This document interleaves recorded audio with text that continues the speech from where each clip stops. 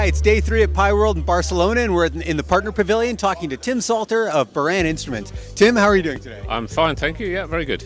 Now, what are we looking at right here? Okay, we're looking at vibration diagnostic system for rotating plant. So on the booth here we have a rig simulating a rotating plant with a vibration problem. There's some data acquisition, and then we've got some diagnostics. Is it for things like predictive maintenance or optimization, or how would somebody use this? All of those. So it's for predicting downtime, it's for predicting faults, and it's for optimizing maintenance. You're in the oil, chemical, heavy industry power. How rapidly are they adopting new technologies? Very rapidly. Has it changed the past few years? Yeah, very much so. I think people are far more focused now on not so much the data collection, it's how do you get information out of data. Now, how does Pi fit into the whole equation? We gather up the data? Yeah, so we acquire the data and process it into its constituent parts, and then we export some fairly key parameters up to Pi, which are then analysed and trended along with other plant parameters.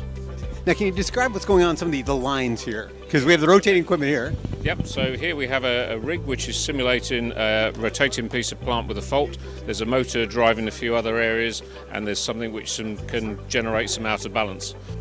So there's 2 displays running here. This is actually in Pi process book. So this is just a very simple operator type display where we have a mimic of the machine, the sensors here, and then some trends which we can expand and analyze. So we can expand and analyze what's going on.